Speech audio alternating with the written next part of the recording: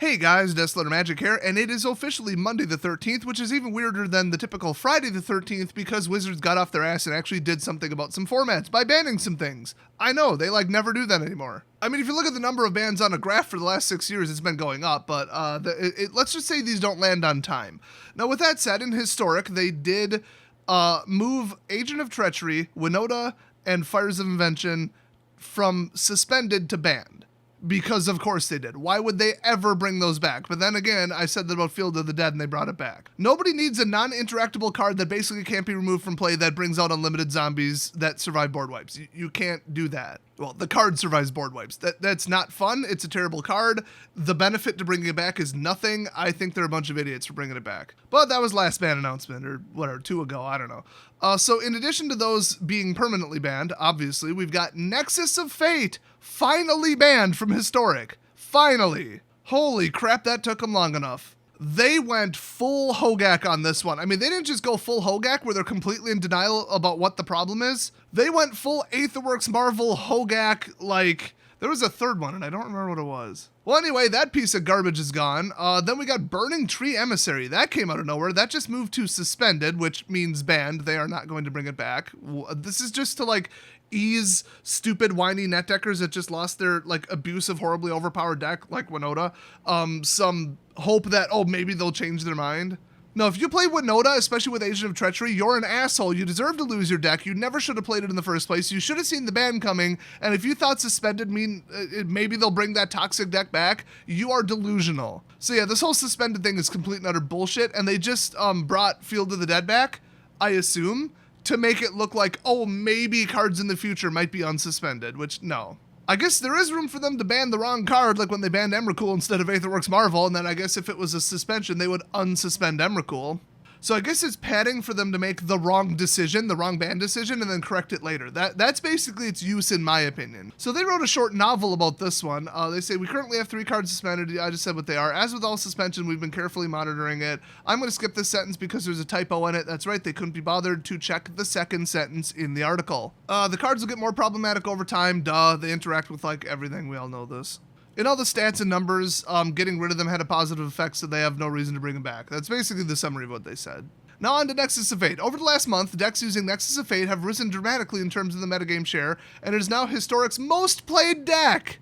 Most played deck. And you're just banning it now. Whatever happened to, clearly this card has an inherent problem, let's just get rid of it before it becomes a problem, as it's becoming a problem, or shortly after it becomes a problem. Not now, okay? You are so late to this, it's embarrassing. So the 2 main cards enabling this deck are Wilderness Reclamation, really, and Nexus of Fate itself. While Wilderness Reclamation is a powerful card, shut your mouth. Get rid of that overpowered bullshit. It's not a powerful card. It's not a good card. It's a broken card. You.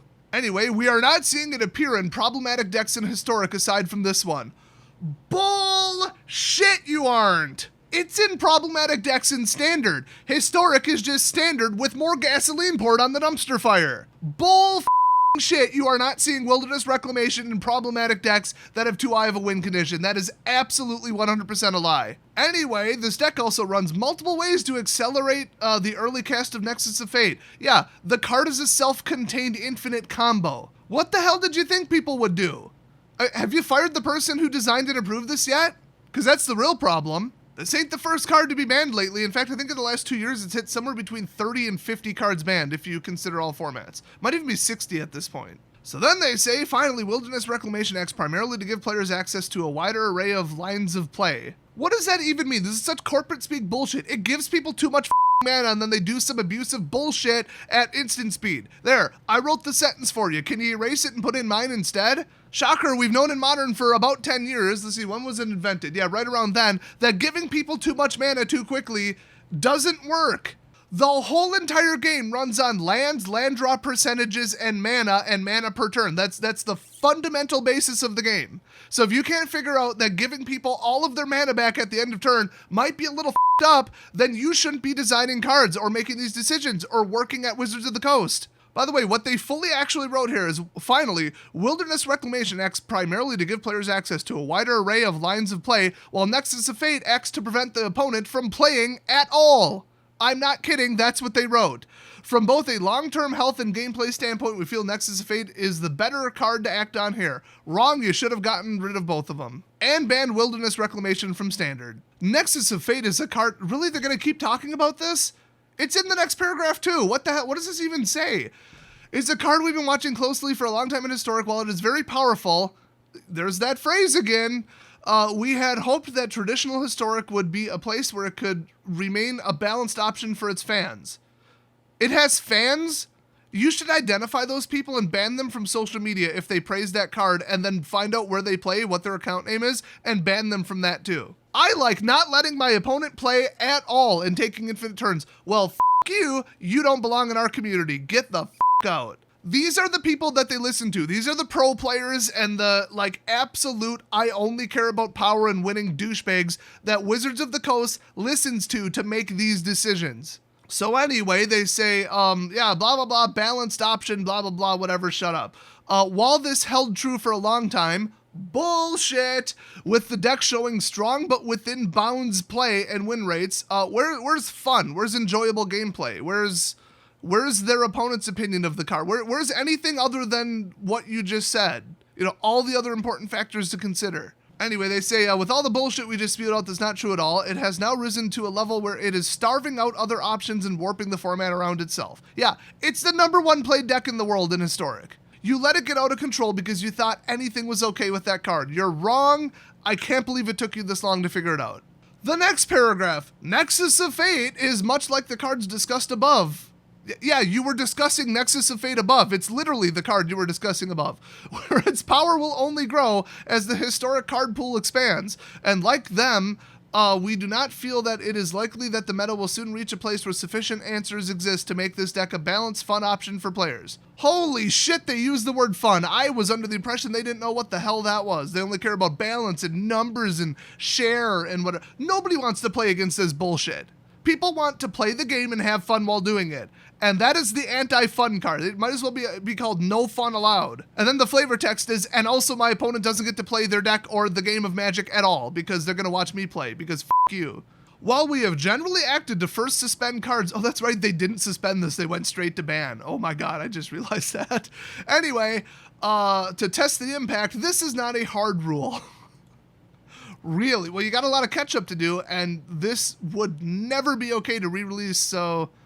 Yep. So basically everything they wrote above about how, well, it's just approaching an unacceptable level. It was fine before. All of that indicates they should have suspended it, but then they're just like, no, this is never going to be okay. We actually just lied to you for 2 paragraphs. No, this thing's banned. We're going straight to ban, and it's never coming back. They even use the phrase, we do not foresee a good opportunity to safely reintroduce the Nexus of Fate. Really, you don't see a time where you want to let people run a control-a-thon draw deck and then not let their opponent play at all. You don't see a time that would be acceptable. Me neither. What a coincidence. Then they're going to explain Burning Tree Emissary, which I personally hate that card.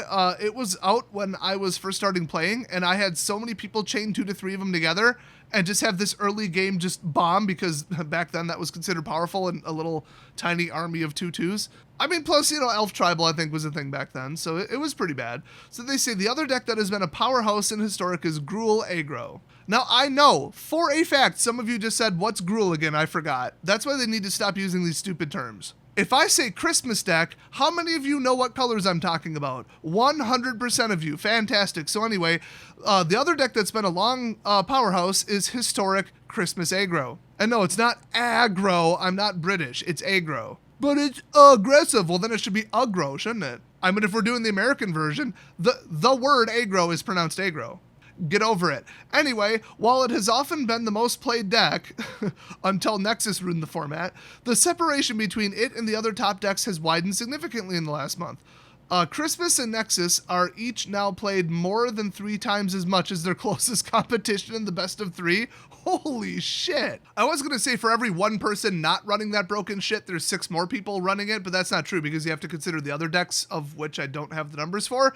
But I would bet that those 2 decks took over 30+% of the format. Just ballparking it, I think that's about where it was. Realistically, it's probably higher. So anyway, the Christmas deck has one of the highest win rates in both Best of 3 and Best of 1. After considering the deck and the surrounding meta, we feel like the best card to act on here is Burning Tree Emissary.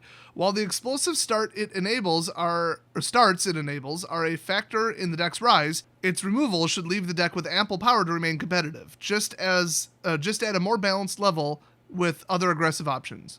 And once again, yes, we say aggressive, deal with it, everybody's saying it's Leviosa. Yeah, if you look at the cards that are literally Gruel cards from the sets that had Gruel in the storyline, not just red-green cards, they got a conditionally hexproof guy, they give double Riot out with an enchantment. I mean, yeah, they got plenty of firepower. But unfortunately, all of the butthurt net deckers tend to overreact to this and say, well, the deck's dead, and then give up on it, not rebuild it, not keep playing it, because they want free, easy wins. They don't want a perfectly appropriate power match deck to the rest of their competitors. They just want to win with zero effort and no thinking involved. They just want to run the most powerful deck so that they can make up for how bad of a player they are. So I think we're going to see a grand total of nobody playing Christmas colors. Now, they say, unlike Nexus of Fate, we do see a strong possibility that the historic meta could shift in a way that allows Burning Tree Emissary to find a balanced, fun home. There ain't nothing fun about that card, shut up. However, as the meta stands today, the power it brings to Christmas Aggro is overall reducing the number of balanced, interesting, and varied deck options in the format. Yes, so is the level of control, but I guess you're not going to address that. For this reason, Burning Tree Emissary is suspended in Historic. One final note on Historic suspensions. When we first introduced the mechanism in December, we emphasized the limited time nature of suspension by linking it to the periodic availability of Ranked Historic. Now that Ranked Historic is always available, that no longer works as a good boundary marker. Yeah, you guys just do shit whenever you want. I mean, that ain't news. Despite that, we will be adhering to the general timeline it imposed. Yeah, general timeline. Vaguely, sort of.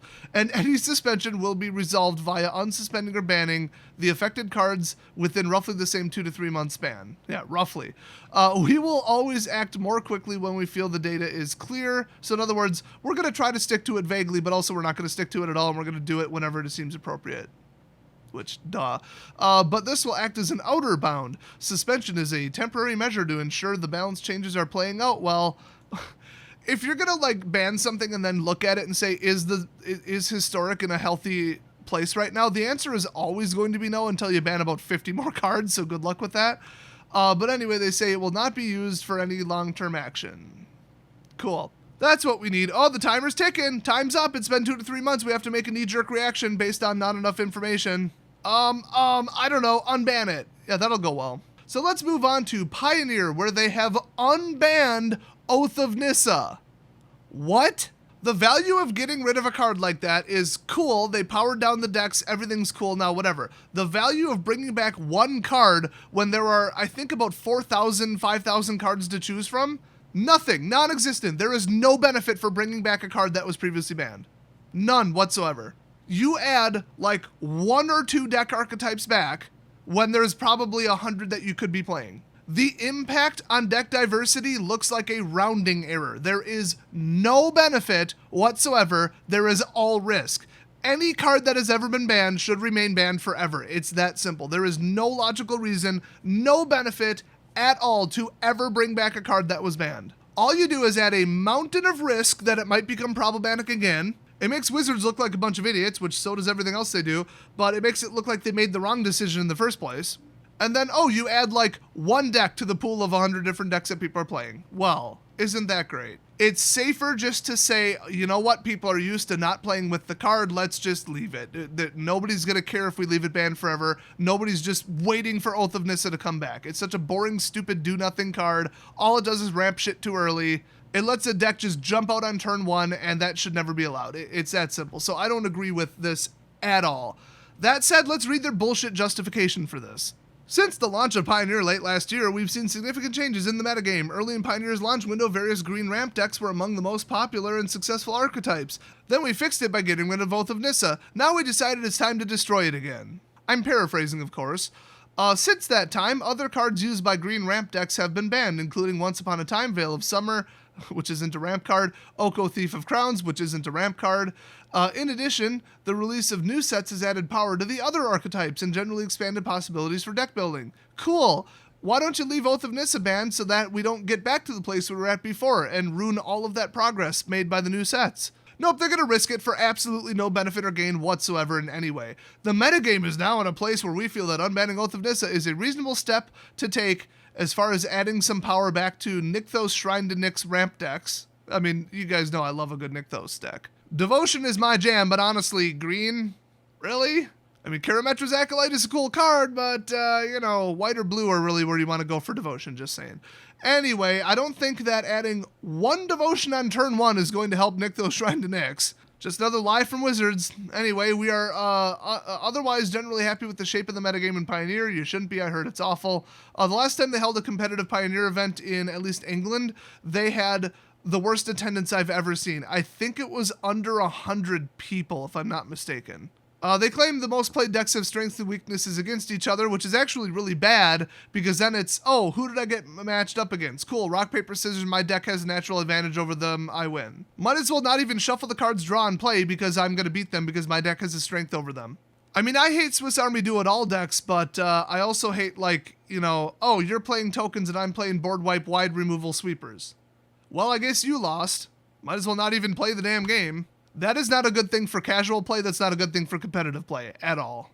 Basically, anybody who top 8's a Pioneer tournament now either cheated, obviously, or they just got there by luck.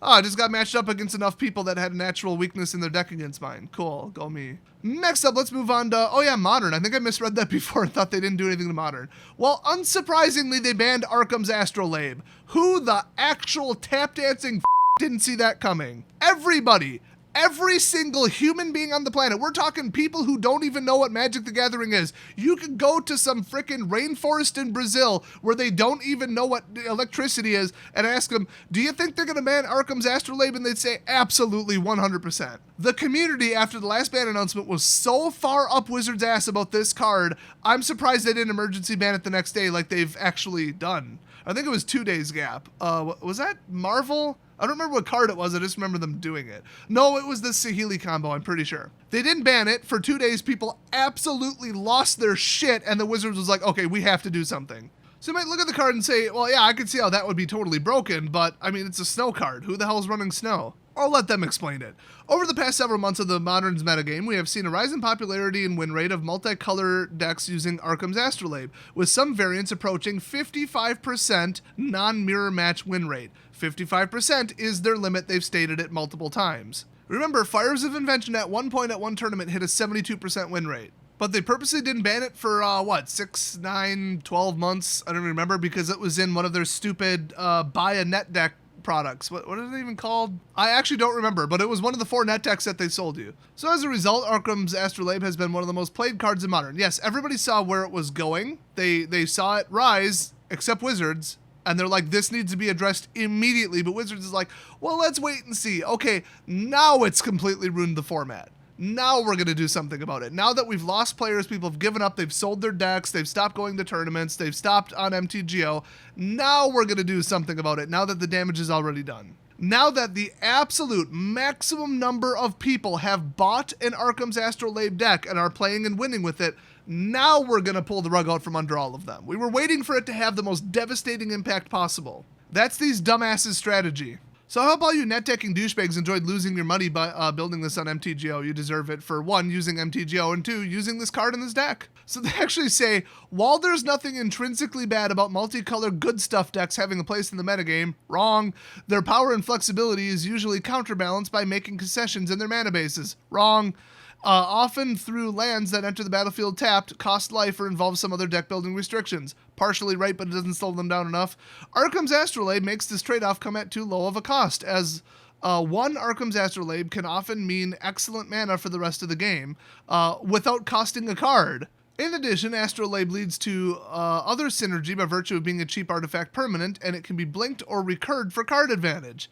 Yeah, the real problem is that, artifacts have been a problem in Modern since the format was invented, and the fact that flickering and ETB is completely out of control. Like, even in Standard it is. It's to the point where you can no longer print good enters the battlefield effects because somebody's just going to flicker it. You need to address the flickering problem in really all formats. You can't just say, well, we're no longer going to print any devastatingly good enter the battlefield effects ever again in the entire life of the game. No, get rid of the problem. In short, Arkham's Astrolabe adds too much to these decks for too little cost, resulting in win rates that are unhealthy and unsustainable for the metagame. Therefore, it is banned in Modern. We are also keeping an eye on Arkham's Astrolabe in Legacy for similar reasons, although at present, the play rates and win rates of Arkham's Astrolabe decks don't warrant action.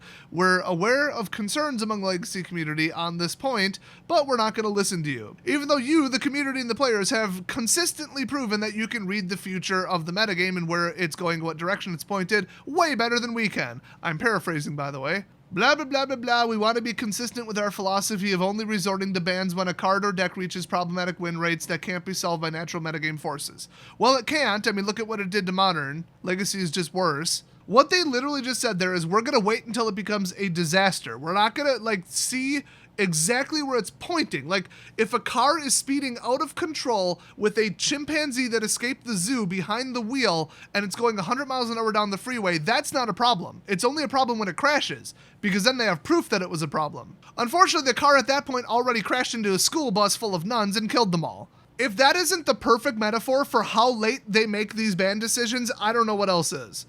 I mean, monkeys and nuns. Everybody's screaming at them, monkey behind the wheel, 100 miles an hour, they're headed for a school bus.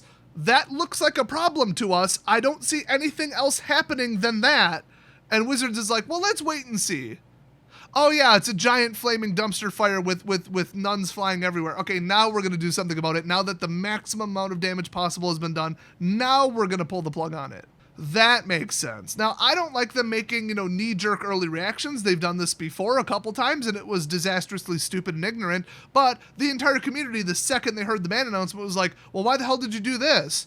Those weren't problematic. That doesn't make any sense. And then people accuse them of making a stupid early knee-jerk reaction before they had all the information and, wait to see if the metagame can adjust. But there's a difference between, let's see if the metagame adjusts and, look at Nexus Evade. Do you think anything's going to adjust to this? What adjustment do you think is going to magically get pulled out of the players' asses? You can't stop the card. It, by definition, cannot be stopped. Just like a monkey in a car with his foot on the gas pedal. It's a very tall monkey. Nothing is going to come in and randomly stop it, okay? We all know where this is going. Why the can't you figure it out, Wizards? See, this is why, at the widest possible level, if we were to zoom out and look at how this works, this is why it doesn't work. Oh, the metagame is broken and has been broken and unplayable. It's in an unhealthy state with one dominating deck for a couple months. Okay, now they ban it. Now, move on a little bit. Well, now it's been ruined by a different card, a different combo, a different whatever. And with the power level of standard sets being jacked up to insane levels now, to the point where Oko was played in Legacy, it's gonna keep getting broken overpowered cards and combos and decks that win too much. So you go from horrible state of the game where nothing can compete with a deck and Wizards is doing nothing about it, and then they do something about it. So it's like, well, you got 2 months of you might as well not even play it because you're not gonna stand a chance against that deck. All deck building creativity ideas go out the window because nothing's gonna compete with that power level. Then they roll it back. And then a month later, it's broken again by something else from a new set that comes out. Because remember, a new set comes out every 3 months. And then they wait and wait and wait, and you can't play the game for another 2 months, or maybe a month, maybe 3 months, maybe 4 months. Then they ban it. Okay, now wait a month. Oh, here's another broken card, another broken combo. So now it's in another unplayable state. It's in an unplayable, unfriendly state more than it's not. You can't have that. You have to start making faster ban decisions. I wouldn't even settle for 75% of the year having a format be playable and comfortable and fun. I would say 90% would be the bare minimum acceptable amount where I would keep playing it. And that applies to any format at all. 90%, that's my benchmark. That's what they should shoot for. The second that something is starting to become a problem, the next day they should ban it. And if something looks like it's absolutely blowing up, I mean, you can't just say, stomp it out, stomp it out, stomp it out. No new ideas are allowed because they used to do that in Modern. Well, not by bans, but just by not printing anything good for Modern, basically. It was so stale, it was such a boring, unchanging format. You can't really have that either, but it's like, the community seems to be smarter than that. I'm making it sound a lot harder than it actually is. If you just ignore any kind of statistics, metagame shares, deck win percentages, any of that bullshit, and just look at Nexus. Just look at Winota, look at the words on the card, look at Agent of Treachery, look at Fires of Invention, and tell me that you don't think that that might be a problematic card. And then when you have the first little shred of evidence that it's becoming a problematic card, that's enough evidence. And the community is always weeks, if not months ahead of Wizards on this. A lot of the time people are like, oh look, Death Shadow is back, cool, alright. And then people are like, oh look, everybody's running Winota, this. The community is basically always right. We know when a card or a combo or a deck is degenerate and broken, and we know when it isn't. So all they have to do is listen to us. Or learn how to assess cards themselves, considering, they're the company that makes the cards. It's their game. They're in charge of managing it. Maybe they should learn how it works. You can't just go from broken shit to roll it back with a ban to broken shit, roll it back with a ban, broken shit, roll it back with a ban, because then for the majority of the year, the format is unplayable. And now it's starting to be every format, I would describe that way. I mean, if you're going to kick people out of Standard by just ruining the format and not doing anything about it, you should at least, let them play Brawl or Modern. Make sure there's one functional format that somebody can at least move to instead of just giving up on the game completely. Because a ton of people do that and they don't come back. You're lucky if they come back 5-10 years later. And that, the entire time, is lost revenue. It's lost online sales. It's lost arena statistics and money and whatever. It's closed gaming stores because they're not there, they're not spending anymore, and nobody has anybody to play against. If you go from 20 standard players, which is enough to do F&M, to 10, which is a little bit repetitive, boring, and slow,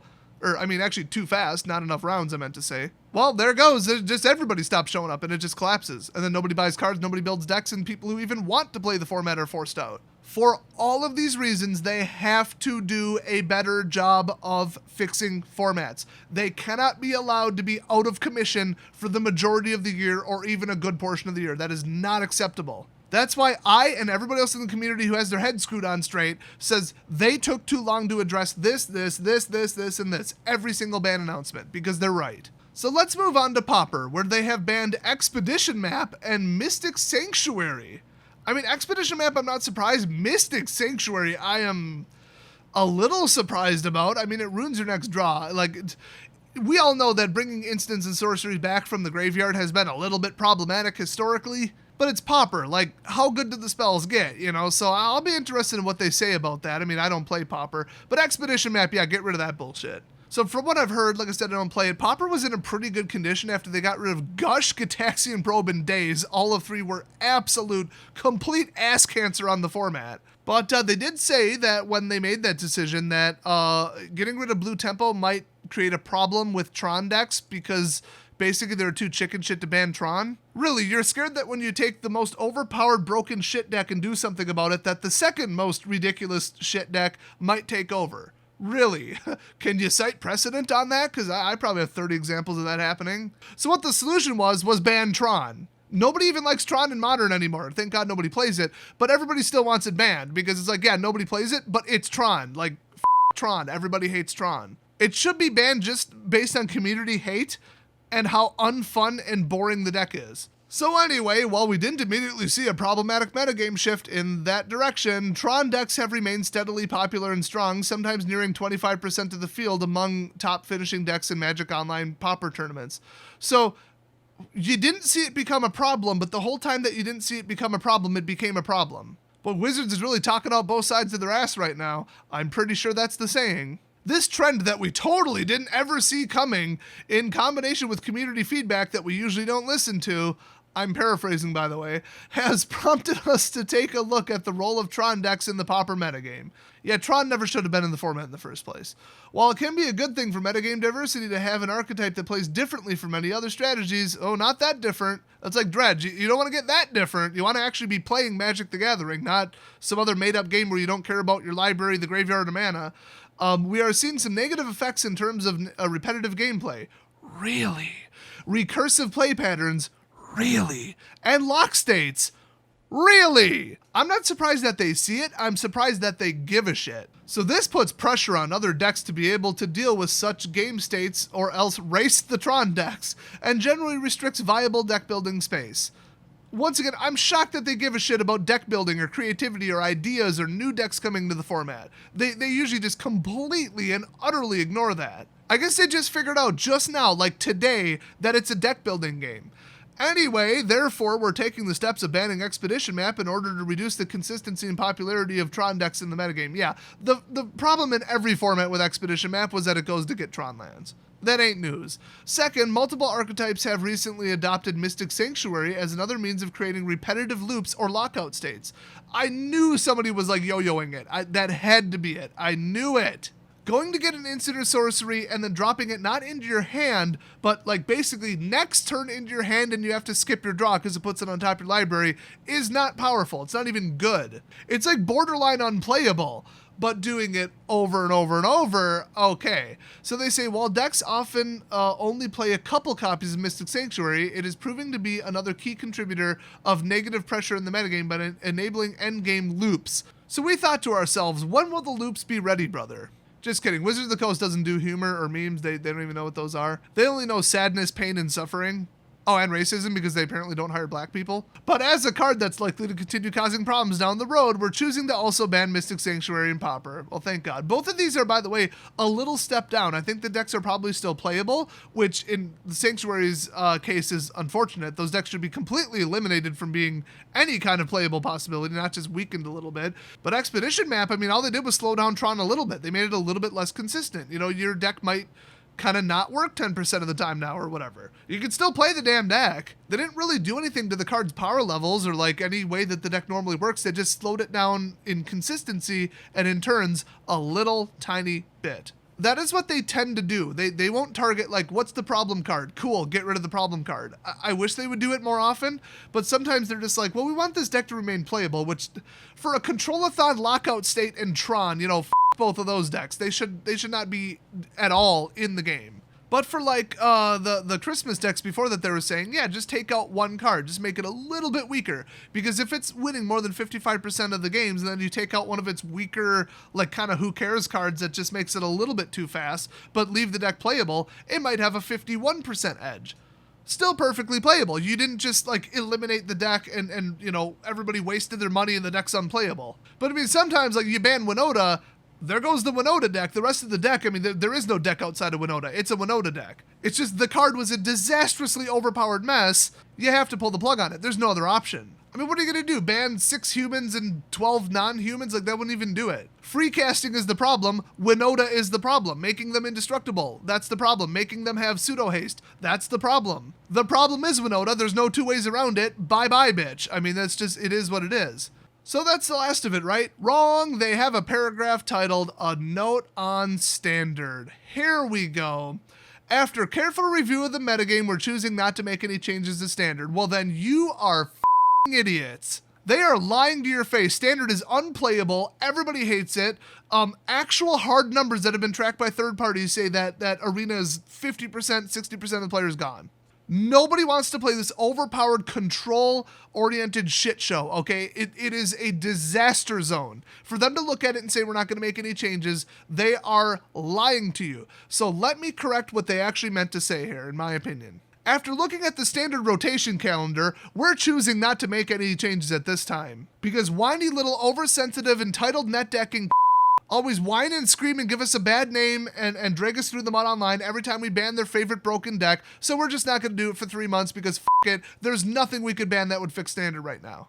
That's what they meant to say. So Players Tour Online, which I think was formerly the Pro Tour, who even gives a shit at this point, PT3 and 4 saw the overall win rates and day 2 conversion rates of the most played deck Bant Ramp and Teamer Reclamation, both of which are a disgrace, absolute slap in the face to proper appropriate powered gameplay, came down to healthier levels. I don't give a shit, nobody wants those decks or those cards in the format. Nothing else can compete with them. There is zero deck building creativity allowed. You have to play one of them or you lose, and nobody likes playing them because they're so powerful and so fast whoever goes first wins. Oh, but they came down to a healthy meta share. Nobody gives a shit. The entire Tier 1 meta needs to go. Everybody will tell you this. Ask literally anybody. In Mark Rosewater's little survey, of which most people who voted no on this said, I don't play Standard, I appreciate the high-powered card for Commander, 74% of people aren't happy with the power level of Standard. They think it's too high. So take out the people who, like I said, literally said, oh no, it's a perfectly appropriate power level because I don't play Standard, I just want the cards for Commander. So eliminate them because their opinions don't count, and probably 90% of people think that Standard is too powerful right now and don't want to play it.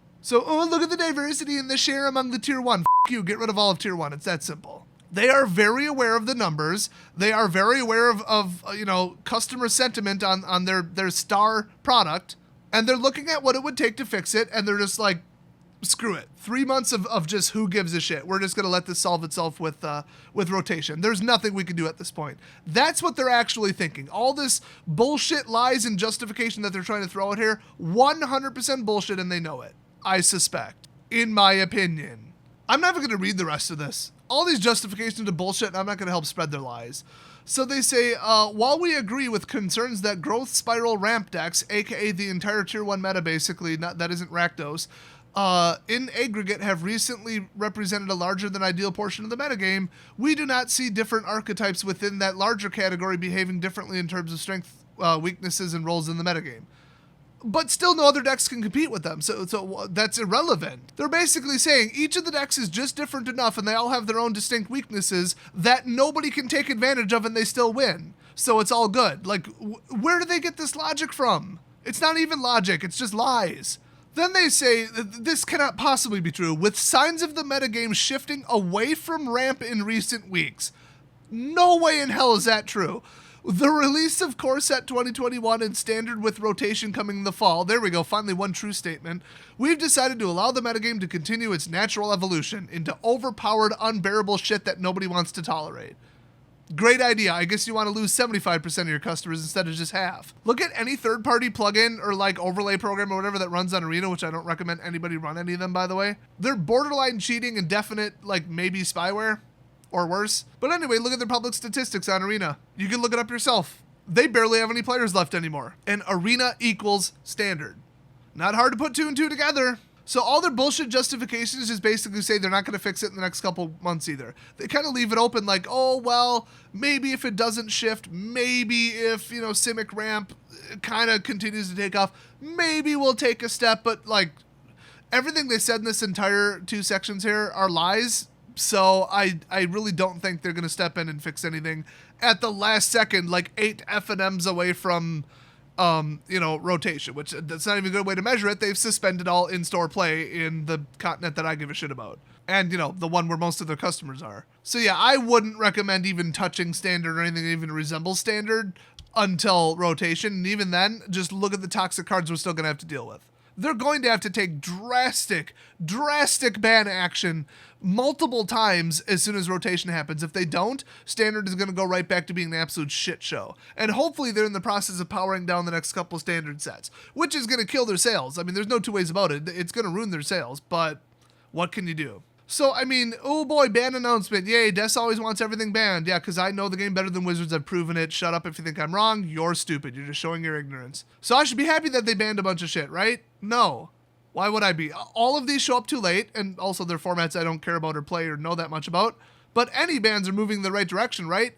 No, it's almost worse to ban it when you've already let it wreck the format for months. It's too late. All of these are too late. Astrolabe is at bare minimum 3 months too late. By the way, I'm too lazy to look it up, but like, how the hell were people coming up with snow sources in a 5-color deck?